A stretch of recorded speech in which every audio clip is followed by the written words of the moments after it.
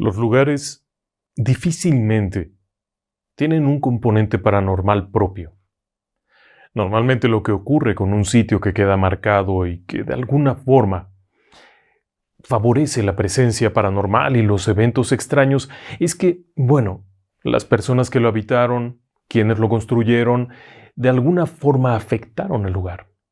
O inclusive, eventos previos marcaron a ese sitio. Uno de esos lugares especiales es precisamente de este del que le voy a hablar hoy. ¿Por qué no se queda conmigo? Comenzamos.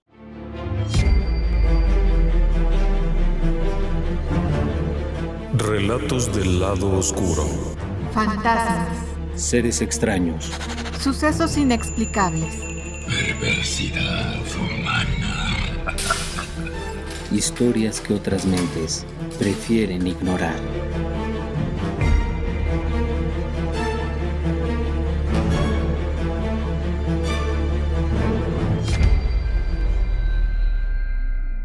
Si usted conoce la ciudad de Nueva York, seguramente conoce Central Park. Si es que ha ido por allá de turista, seguro lo va a conocer, y si no, el día que usted vaya para allá, irá a conocer Central Park.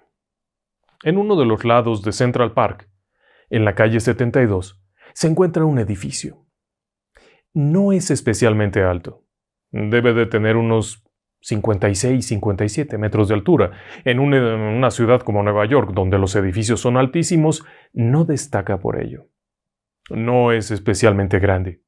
Ocupa un fragmento y no es tan grande como otros. Tampoco podríamos decir que sea especialmente bonito. Y mucho menos es el más antiguo, no. Está lejos de ser el edificio más antiguo de Nueva York. Entonces, ¿qué es? Su nombre ha estado por ahí rondando durante años y se ha convertido en algo así como un ícono de lo que es un edificio embrujado. Claro que desde su aspecto en general nos da la idea de ello. Pero quizá conociendo la historia se pueda saber mucho más al respecto. Además, también es un edificio muy famoso. Para empezar, su nombre, el edificio Dakota, es conocido por todos. Pero en parte esto se debe a que fue un edificio en donde durante el siglo XX han vivido y vivieron muchísimas personas famosas. Por alguna razón, desde probablemente los años 40 del siglo pasado, numerosos artistas, directores, artistas plásticos, músicos, llegaron a vivir a este lugar.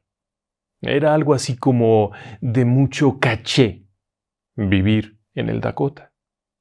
Personas de todo tipo relacionadas con el mundo del espectáculo, desde Boris Karloff, el famoso actor que encarnó a Frankenstein, actrices, músicos como Leonard Bernstein, hasta personas como John Lennon y Yoko Ono, quienes vivieron ahí desde 1973 y hasta la muerte de John Lennon en 1980, disfrutó de este edificio. Pero ¿qué hay detrás de una fachada extraña y de una historia que asegura que ese es un edificio muy, muy embrujado? Hay que retroceder en el tiempo. Hay que ubicarnos por allá, de mediados del siglo XIX, 1850. Y Nueva York está buscando construir o hacer un parque grande, un parque atractivo donde las personas puedan ir. La ciudad estaba creciendo, y estaba creciendo a grandes pasos, así es que poco a poco los espacios propios para el entretenimiento, la distracción, el aire libre se estaban acabando. Por ello, en 1853, la ciudad de Nueva York decide crear Central Park. ¿Sí? Central Park es así de viejo. El asunto está en que una vez que han decidido crear esto, el hecho de nombrar a esta zona, el parque, atrae ciertas personas. En un principio no eran muchas. Déjeme decirle que cuando Edward Cabot Clark decide construir un edificio, escoge aquella zona, y la gente pensó que estaba loco porque aquello estaba muy, muy, muy lejos. Edward C. Clark, era un hombre muy interesante. Era un abogado, empresario, un hombre multimillonario para la época que había trabajado con aquello de las máquinas de coser, Singer. Esas máquinas antiguas que después siguieron y siguieron y siguieron y que todavía existen y que son muy buenas. Bueno, ahí había empezado su negocio, o por lo menos ahí había destacado en ese negocio y había creado otro montón de negocios. El asunto es que tampoco era un chamaco, era un hombre ya un tanto mayor. Y quiere construir algo que sea especial. Especial porque además piensa que sus hijos van a necesitar un lugar para vivir, sus nietos, la familia necesita un sitio que no sea en el centro de Nueva York. No quiere que sea allá en esa zona populosa, sucia, pestilente, quiere algo diferente. Y este lugar donde se construyó, donde se colocó el Central Park, era el sitio perfecto. Estaba en las afueras, en una zona con algunos bosquecillos, fresco, agradable, sin toda la gente amontonada del centro y algo más. Mientras buscaba una propiedad, encontró un terreno precioso que estaba en una pequeña colina, muy baja pero al mismo tiempo que le permitía estar por encima, y fue cuando se le ocurrió construir un edificio. No un edificio cualquiera. El edificio de Clark sería un edificio elegante. Debería de tener todas las cosas que se pudieran desear. Desde las cosas interiores, por ejemplo, departamentos, que pudieran ser variables. No deberían de ser todos iguales. Si una persona desea un departamento mucho más grande, con más espacios, con más habitáculos, debería poder tenerlo. Así es que, a partir de esto, comienzan a trabajar un grupo de arquitectos neoyorquinos que habían estado en diferentes edificios elegantes, y comienzan a diseñarle un edificio que tendría características como estas de que los interiores fueran muy cómodos y tuvieran diferentes modulaciones. Sería alto para la época, muy alto. En realidad hoy en día no sería nada alto, pero en su momento era un edificio altísimo. Clark pensó en poderlo ocupar, en poderlo rentar, no vender. El edificio surge con la idea de rentar a personas que tuvieran una posición económica desahogada y que tuvieran un cierto prestigio social. No iba a rentarse a los grandes comerciantes del muelle. Se tendría que rentar a personas que de alguna forma tuviesen algún grado de bienestar social, vamos. Que no fuera penoso estar ahí.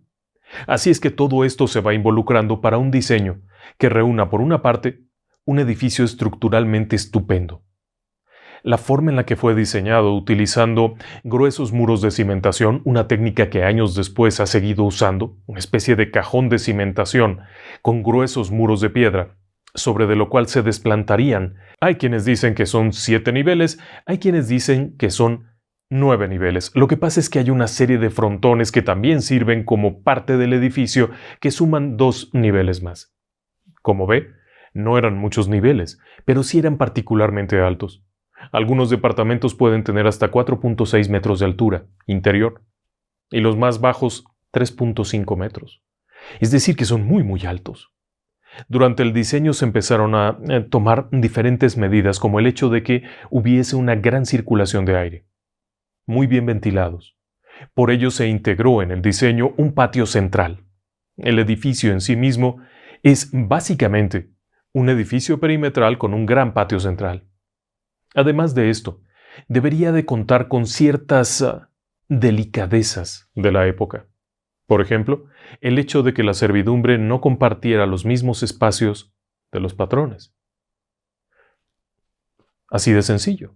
El edificio fue pensado para que la numerosa servidumbre que atendía a las personas acaudaladas tuviese sus propios espacios. En la parte de arriba, donde estaba la lavandería, también estaban las habitaciones de servicio. Pero detalles más finos, como por ejemplo los elevadores, que técnicamente eran una maravilla, eran separados. Había un elevador para los patrones y un elevador para el servicio. Bueno, en realidad eran 4. En cada una de las esquinas interiores habría un elevador destinado a los inquilinos, a la gente de dinero, y habría elevadores similares, pero de características obviamente más económicas, para el personal de servicio. Todo esto empleando una serie de calderas y sistemas que impulsaban a los elevadores hidráulicamente, utilizando agua. Era un mecanismo un tanto inseguro, pero bueno, funcionaba en su momento. El hecho es que además este edificio, por estar tan lejos, no contaba con energía eléctrica de una red. Diseñaron su propia casa de máquinas para que tuviera un sistema de generación de energía eléctrica. Era todo pensado para que fuera un gran edificio. Los muros interiores, es decir, los muros que forman los espacios que dividen los departamentos, eran pensados para que se pudieran manipular si fuera necesario, sin afectar la estructura. La estructura contaba con una resistente coraza exterior a base de muros, en algunos sitios hasta de 1,20 m. 1,20 m de ancho, lo que le proveería, además de una seguridad estructural especial, una insonorización total. Serían departamentos muy silenciosos. Y luego había estos pequeños detallitos, como por ejemplo, el servicio. Si usted tiene empleados en el departamento, no deben de cruzar por las mismas áreas en donde cruzan los patrones. Había pasillos exteriores por donde podría ir el servicio.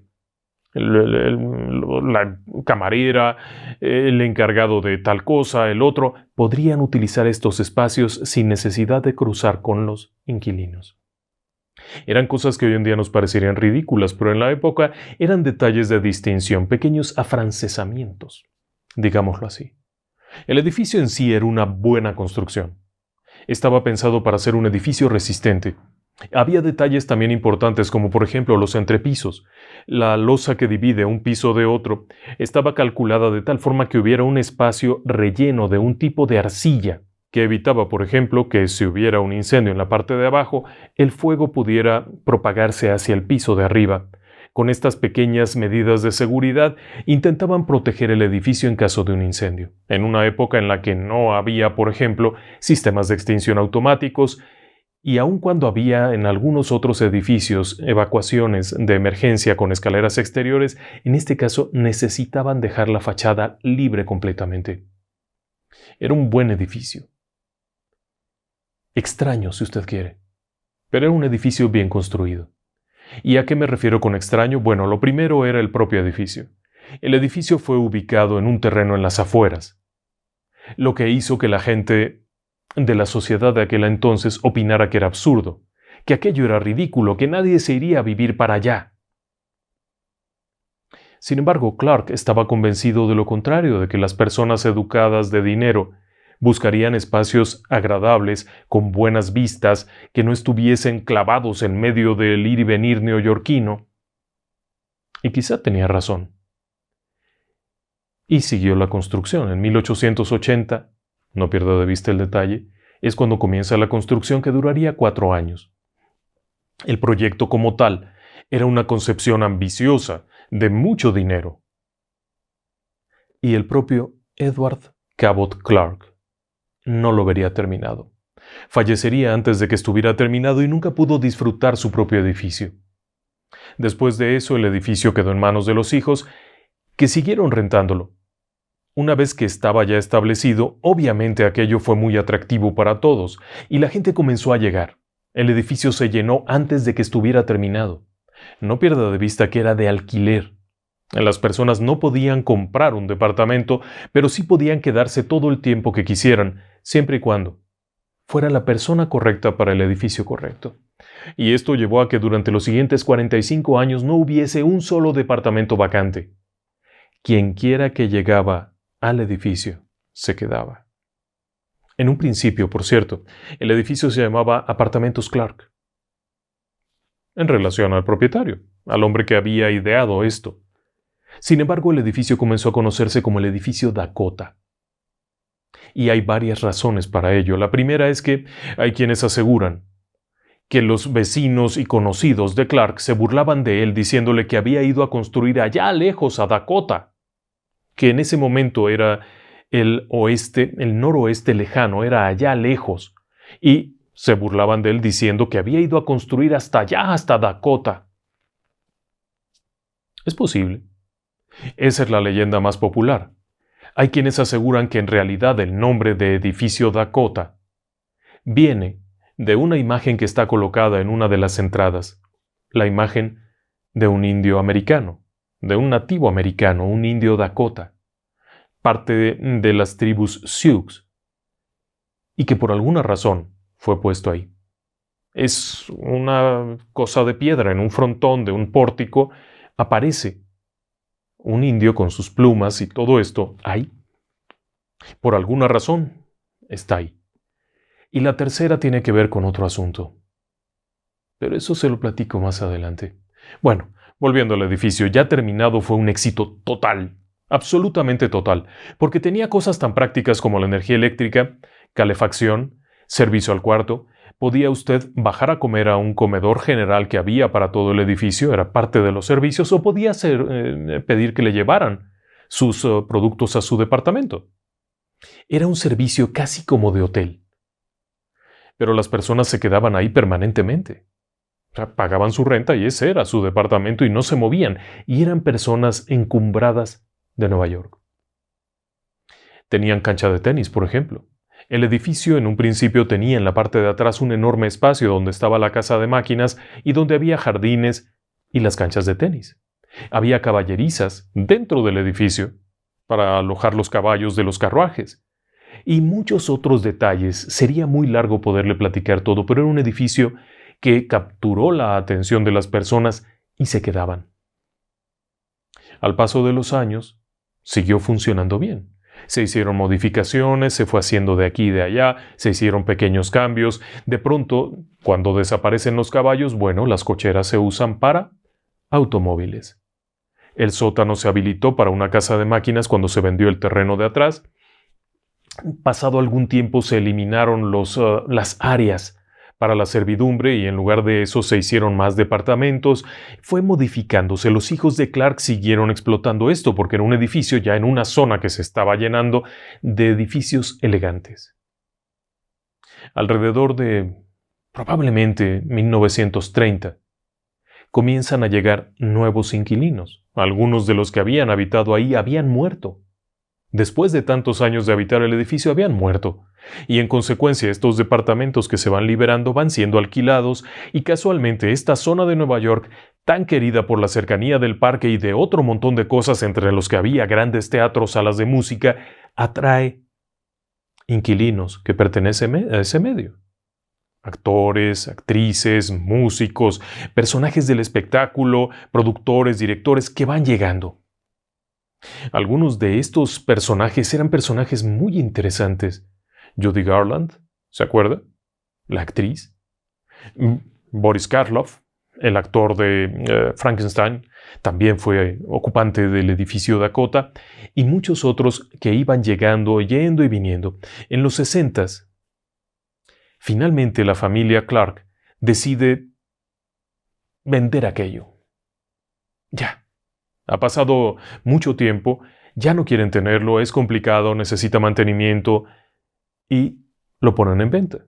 Un consorcio inmobiliario compra el Dakota y resulta que los inquilinos se organizan para formar una especie de cooperativa como si fuese un condominio. Y se lo compran a la inmobiliaria que planeaba demolerlo para construir otra cosa. En lugar de eso, los propios inquilinos ahora son dueños, compran el edificio. Y por supuesto que se paga, y se paga una fortuna mensual por estar ahí, pero son dueños de su propio edificio. Y aquello marcha, vamos a decirlo, muy bien.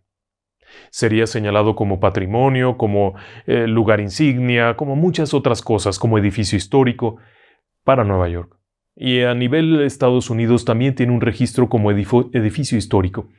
Así que se vuelve un ícono de la ciudad de Nueva York el edificio Dakota. Todo pinta bien, ¿no? Y entonces, ¿por qué tanto asunto de que el edificio embrujado y todas esas cosas? Usted ahora mismo y después de toda esta larga introducción que le he presentado, seguramente pensará que es otro de esos edificios que tiene una leyenda que no parece ser real. Pero aquí había cosas raras desde mucho tiempo atrás. Y esto tiene que ver, quizá, con el propio edificio, quizá con el propio lugar donde se construyó el edificio. Es difícil saberlo, pero el edificio se vuelve todavía más popular cuando en 1968 se estrena una película. La película era El bebé de Rosemary. Es una película basada en una novela de Ira Levin.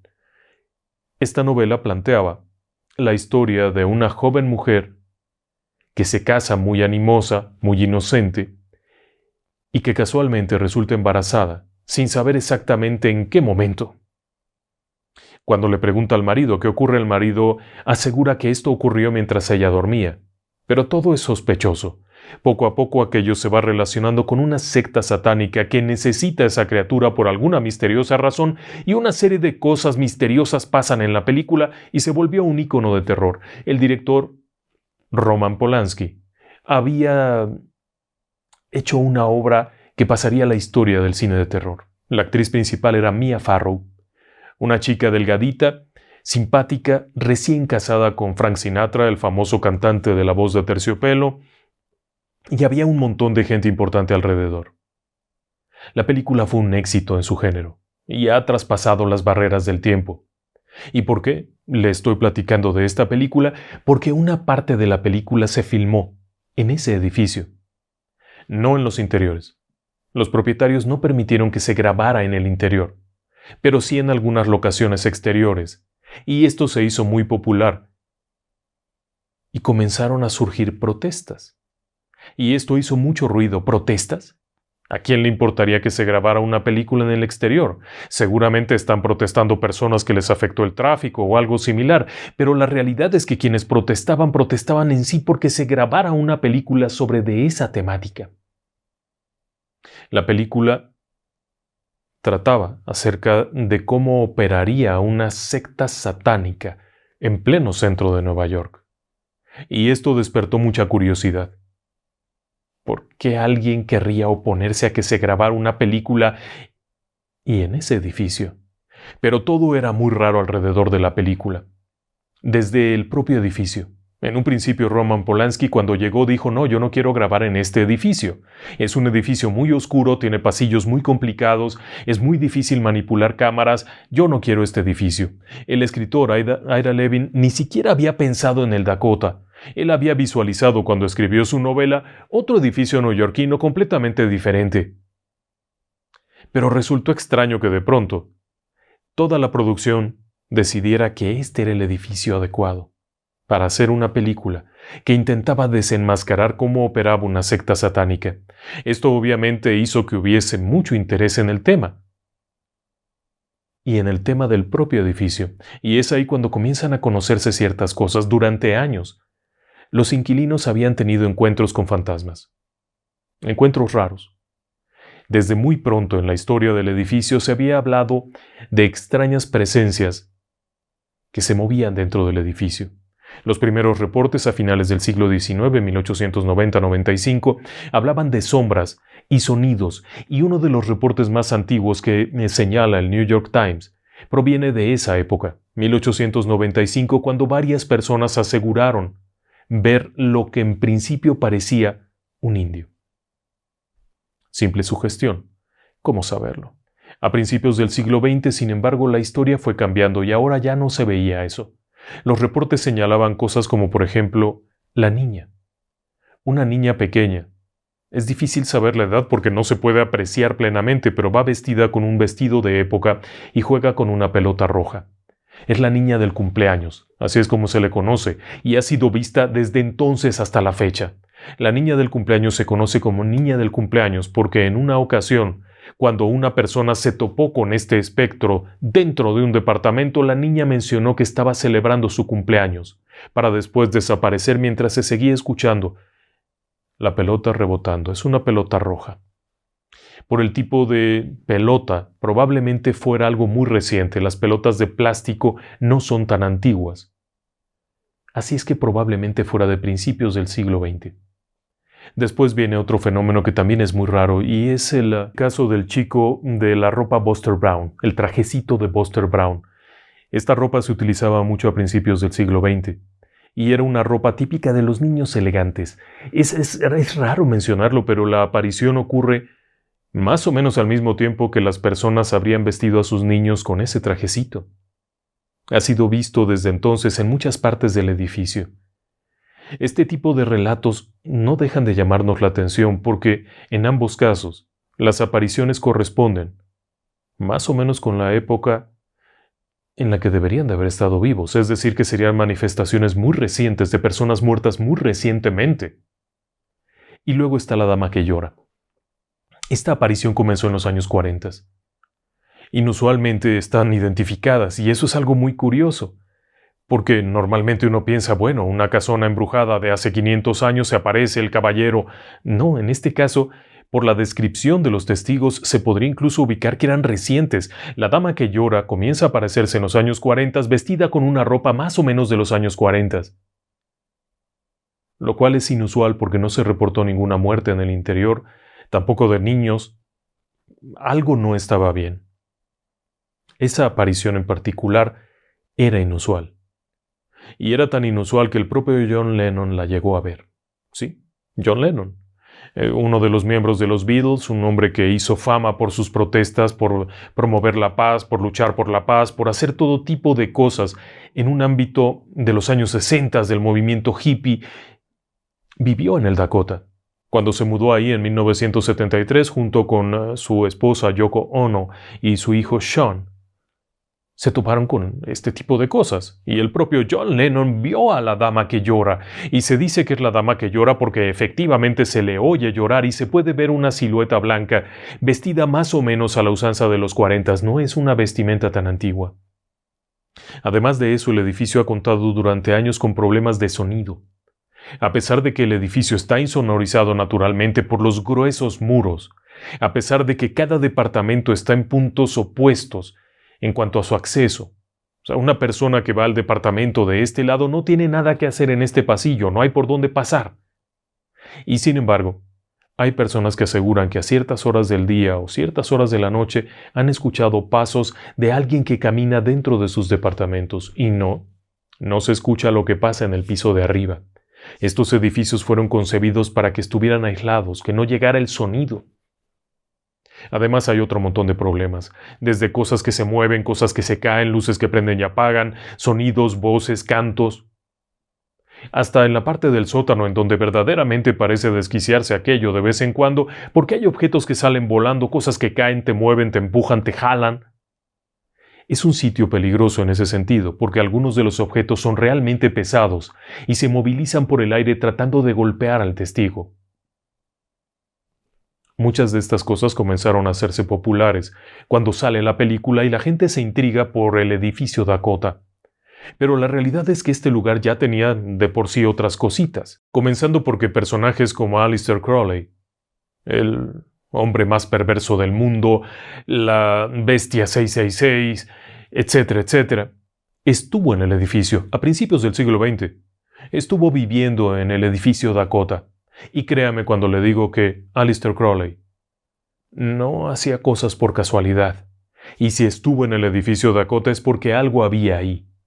Ahora mismo ya le he platicado varias cositas raras. Primero lo de los fantasmas, que podría ser como en cualquier edificio antiguo, pero hay una anomalía inusual en cuanto a la apariencia de estas presencias. No parecen ser apariencias antiguas, sino apariencias cercanas al momento en que comenzaron a manifestarse. Después de esto, el hecho de que Aleister Crowley estuviese ahí. El propio nombre, Dakota, el lugar donde fue puesto. Y seguimos adelante, y es cuando ocurren otra serie de cosas. Por ejemplo, en este edificio, en alguna ocasión estuvo un sujeto de apellido Garner, Gerald Garner. Era un antropólogo aficionado, arqueólogo aficionado, pero sobre todo, era un hombre dedicado a escribir textos sobre brujería. De hecho, buena parte de los textos de Garner se convertirían en la base de la religión neopagana Wicca, actual, no la antigua, la actual. Llegó a ser miembro de la Orden del Templo Solar, Ordo Templi Solaris. De Crowley se conocían, de hecho. No queda claro si estuvieron juntos en el Dakota o cada uno por separado, pero de nueva cuenta, Gerald Garner no habría estado ahí si no tuviese una razón en especial para estar ahí. Se dice que estuvo junto con Boris Karloff y que realizaron una serie de prácticas rituales en este sitio. Boris Karloff, el actor aquel, era muy aficionado a los temas relacionados con el espiritismo y todo esto, así es que es posible ya eran dos personajes de alto nivel dentro de las cosas oscuras del satanismo y de la brujería que estaban ahí. Pero todavía faltaría más. El asunto seguiría llamando la atención porque cuando comienzan los problemas más fuertes en el edificio, ocurre algo inusual. Y es que se dan cuenta que Anton Szandor LaVey estaba ahí. Era 1966 y LaVey había fundado la Iglesia de Satanás, la iglesia americana satanista, básicamente. Y estaba quedándose en el edificio Dakota. Y cuando comienza a hacerse la filmación de la película El bebé de Rosemary, Anton Szandor LaVey estuvo ahí. 3 ocultistas de primer nivel. 2 de ellos, por lo menos, Crowley y LaVey, autodeclarados satanistas, uno de ellos fundador de la Iglesia de Satanás en Estados Unidos, estuvieron en el edificio. Y bueno, claro, Gerald Gardner tampoco era una perita en dulce, y estuvo en el edificio. En ese tiempo, además, comienza a haber un hermetismo enorme sobre quiénes pueden o no vivir ahí. Muchas de estas personas que se alojaban en el edificio y que vivían ya como dueños, ya como propietarios, eran reacios a platicar del edificio, reacios a permitir que otras personas ingresaran a sus espacios, por ejemplo, para la película y eso. Cuando se planteó grabar ahí otra película un par de años después, se negó el permiso rotundamente. No querían que se supiera nada de su edificio. Era curioso. Y en 1973 llega John Lennon, que cantaba por la paz, el amor, todo esto, pero que al mismo tiempo era un agnóstico, que no quería tener nada que ver con religiones ni nada de eso. Inusual. Pero bueno, la vida sigue adelante y las historias de fantasmas seguían por aquí y por allá. Durante los trabajos de remodelación de uno de los edificios, los trabajadores fueron cambiados varias veces por la increíble constancia de las apariciones de un personaje que muchos interpretaron era Boris Karloff, un caballero de cierto porte elegante que aparecía frente a ellos, cruzaba frente a ellos, los trabajadores saludaban cortésmente imaginando que sería algo del dueño y desaparecía al llegar a una pared. El propio dueño, Edward Cabot Clark, fue visto en innumerables ocasiones. Era un hombre difícil de confundir, y eso fue al principio, pero durante años se siguió viendo. Así es que este sitio estaba plagado de apariciones fantasmales, de fenómenos poltergeist, algunos de ellos hasta violentos, agresivos, y no paró ahí el asunto. En 1980, el 8 de diciembre, ocurriría una tragedia que marcaría aún más el edificio. El cantante, músico, creador, artista, John Lennon, fue asesinado ahí mismo, en la puerta. Por la mañana, al salir junto con su esposa, se había topado con un fan, un seguidor, que le acercó un disco para que se lo autografiara. Simplemente lo hizo, se despidió, subió a su auto y se fue. Por la noche, entrada la noche, vuelven al edificio John y Yoko, bajan del automóvil y de pronto aquel sujeto, que estaba por ahí oculto en algún lado, sale y dispara en 5 ocasiones contra John Lennon. 3 de las balas acertaron, causándole heridas que lo matarían un rato después en un hospital. Era el 8 de diciembre de 1980 y aparentemente era un acto de un lunático, aun cuando hay toda una teoría de conspiración atrás, ya que este sujeto llevaba un libro muy peculiar, Catcher in the Rye. El hecho es que fue tratado como un loco, un megalómano, un tipo que quería ser famoso y que encontró en John Lennon la manera de serlo. Moría ahí, en la puerta, abajo de donde está el indio aquel y todo eso. Ahí murió John Lennon, una cosa terrible.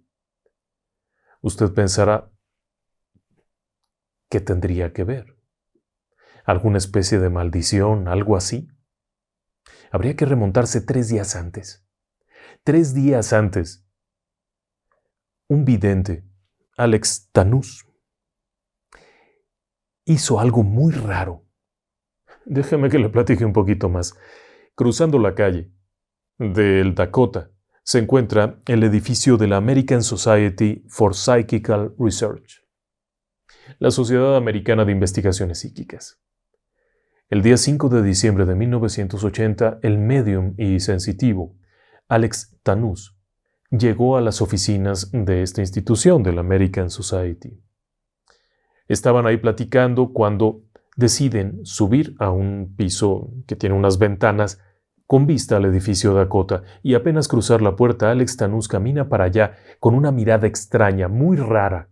Las personas que lo acompañaban se sorprendieron al verlo caminar y de pronto voltear a verlos con los ojos extraños, la mirada extraña y un nerviosismo en su voz que no era propio de Alex, cuando de pronto les dice: alguien importante va a morir muy pronto.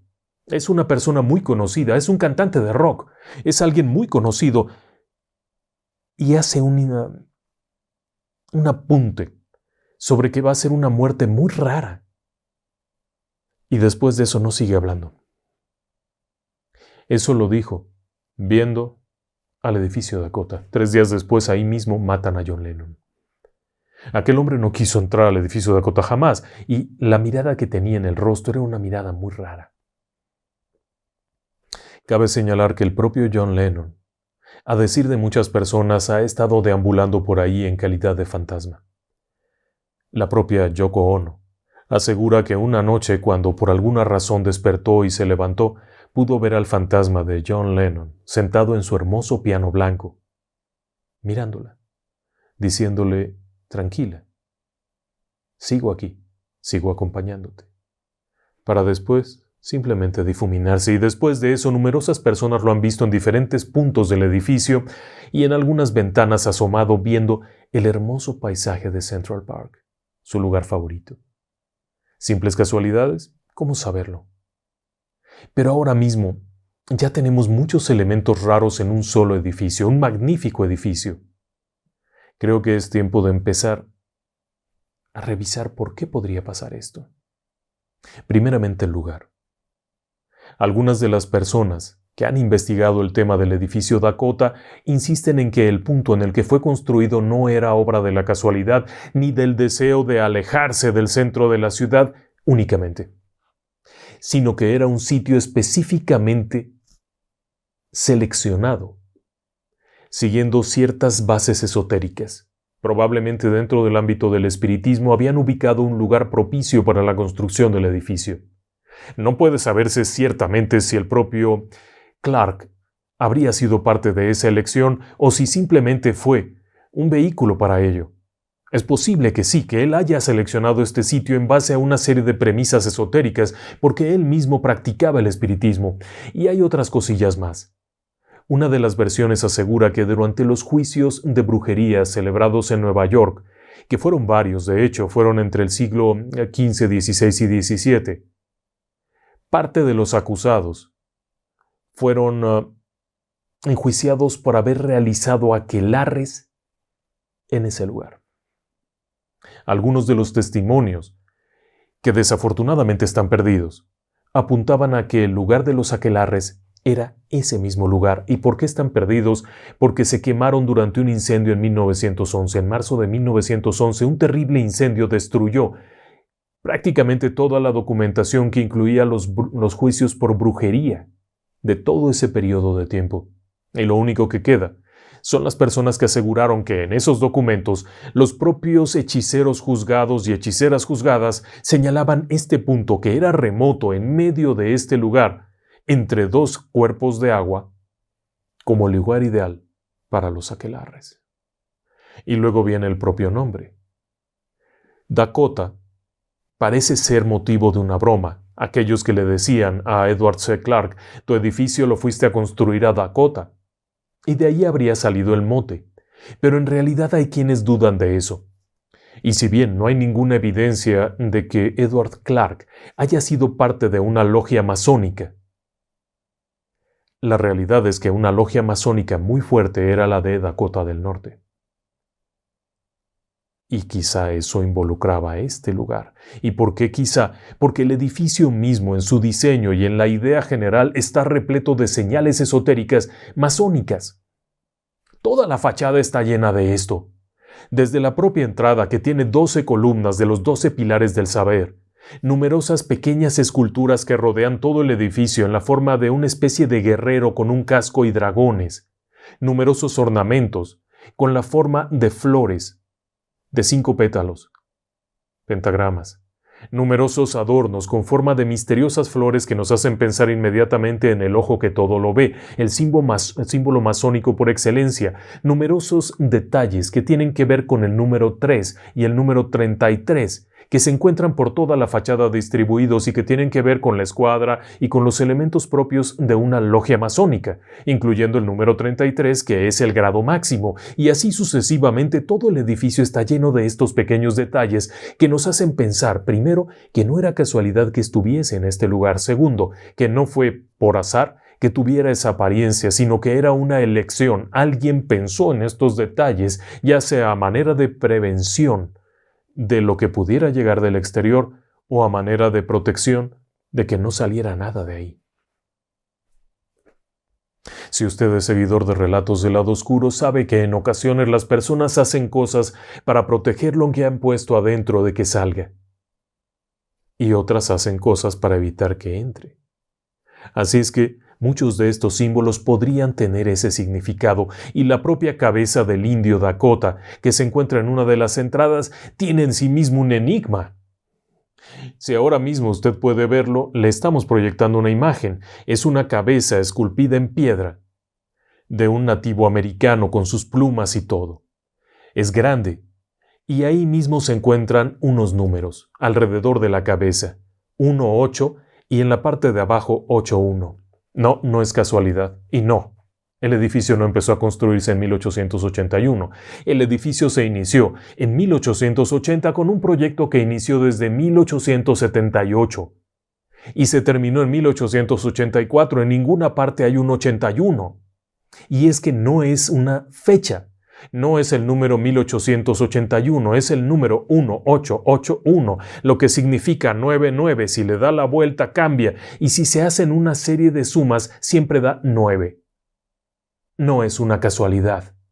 Y tampoco representa en sí misma la idea de una especie de respeto o de reconocimiento hacia los pueblos americanos. No tiene nada que ver.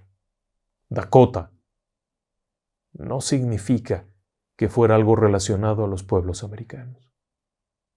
Así que todo el edificio está lleno de cosas raras, y si luego a eso le sumamos el hecho de que haya estado ahí Aleister Crowley, Gerald Gardner, Anton Szandor LaVey, las cosas empiezan a ponerse un poquito raras. Tenemos un edificio lleno de símbolos, tenemos 3 nombres relacionados con el ocultismo, tenemos personas que practicaron el espiritismo en un lugar en donde, según se cuenta, vaya usted a saber si sea cierto, hacían aquelarre las brujas.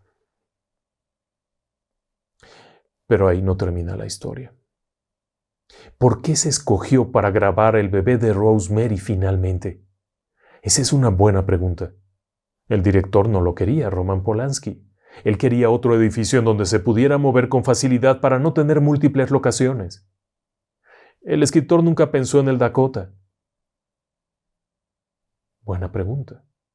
¿Y las manifestaciones? ¿Qué es por lo que protestaba aquella gente? Aquella gente estaba protestando para que no se hiciera público eso. Ese asunto ocultista, ese asunto de las sectas, ese asunto del satanismo abiertamente, y a que no sabe quién estaba entre toda la gente que protestó. Hay registro de que parte de las personas que estaban ahí protestando pertenecían a la familia de Charles Manson. Si usted no conoce quién es Charles Manson, le recomiendo que vaya al podcast donde tenemos un audio que no puede hacerse público en YouTube por su grado de violencia, pero que tenemos allá. Charles Manson estuvo durante las manifestaciones en contra de la película El bebé de Rosemary. Ahí. Y poco después del estreno de la película, sería parte del asesinato de la esposa de Roman Polanski. La muerte de Sharon Tate, con 8 meses y medio de embarazo, fue vista como una especie de castigo por haber hecho público aquello, como una venganza por haber hecho una película donde se exhibían estas cosas. Pero además de eso, había 2 detalles macabros En el lugar de los hechos donde fueron asesinadas las personas aquellas, incluyendo a Sharon Tate, los atacantes habían dejado una frase Helter Skelter y también les habían llamado piggies. Ambas frases habían estado en algunas canciones de los Beatles, sobre todo Helter Skelter. El propio Charles Manson estaba convencido de que Helter Skelter era un mensaje para él. Y adivine qué. John Lennon llegó a ese edificio a vivir. John Lennon era parte de los Beatles. John Lennon fue asesinado afuera del edificio, en donde había protestado el loco aquel del Helter Skelter, con muchos años de diferencia, pero todo se cierra alrededor de este edificio. Un edificio en donde había habido, en teoría por supuesto y no se puede afirmar, actividades de tipo satanista.